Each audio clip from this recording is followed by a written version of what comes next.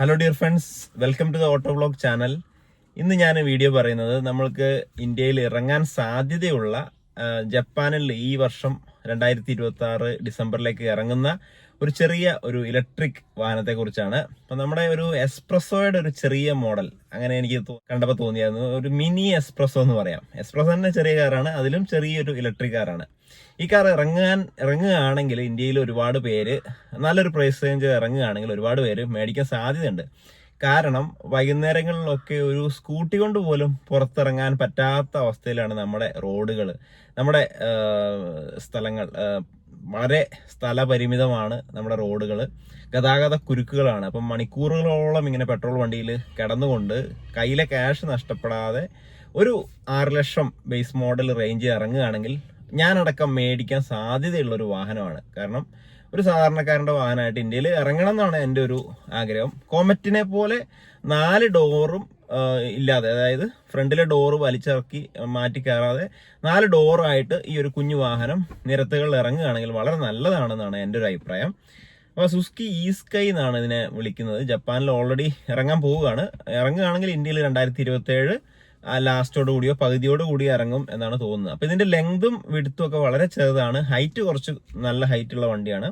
Length 3395 ആണ്. അതായത് നമ്മുടെ കോമറ്റിൽ 3000 മില്ലിമീറ്റർ ആണ് ലെങ്ത് ഉള്ളത്. അപ്പൊ കോമറ്റിനേക്കാളും കുറച്ചുകൂടി ലെങ്ത് ഉള്ള വണ്ടിയാണ്. വിഡ്ത്ത് പറയുകയാണെങ്കിൽ 1475 മില്ലിമീറ്റർ.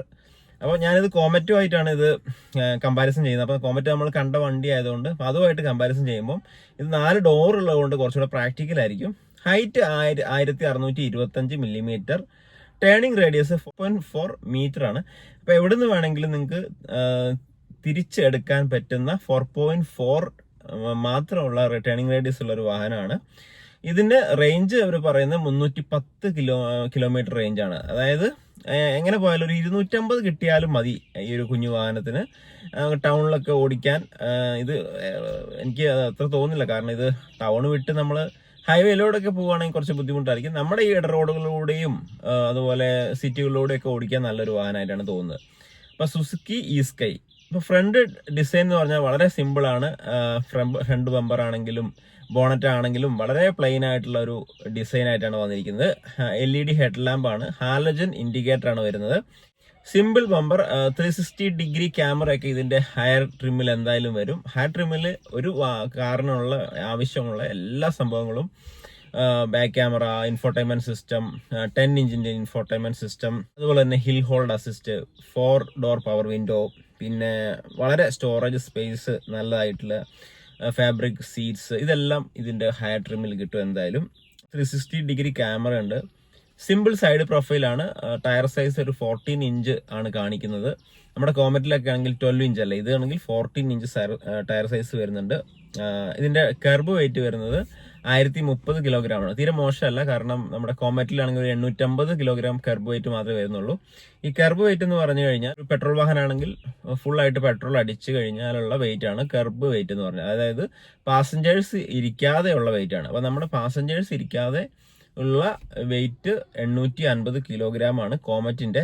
ഇതിന്റെ ഏകദേശം വരുന്നത് 1030 കിലോഗ്രാം വെയിറ്റ് ആണ് കർബ് വെയിറ്റ് വരുന്നത്. കോമറ്റിൽ അത് കുറച്ചും കൂടെ കുറവാണ്. പിന്നെ ഇതിനെന്ന് പറഞ്ഞാൽ wheel base 2460 millimetre wheel base ഉണ്ട്. കോമറ്റിലാണെങ്കിൽ അത്രയാണ് 1000 മില്ലിമീറ്റർ മാത്രമേ വീൽ ബേസ് വരുന്നുള്ളൂ. അപ്പൊ വീൽ ബേസിന് അത്രത്തോളം ഹൈറ്റ് കുറച്ച് ഉള്ള വാഹനമായതുകൊണ്ട് തന്നെ സ്പേസ്, അത്യാവശ്യം സ്പേസ് ഉണ്ട്. നമ്മളിപ്പോൾ എക്സ്പ്രസ് ഒക്കെ പുറത്തുനിന്ന് കാണുമ്പോൾ കുഞ്ഞു വാഹനമാണെങ്കിൽ ഉള്ളിൽ കയറുമ്പോൾ നല്ല സ്പേസ് തോന്നുന്നില്ല, അതുപോലെ ഇതിനകത്ത് ഉള്ളിൽ കയറിയാൽ നല്ല സ്പേസ് തോന്നും.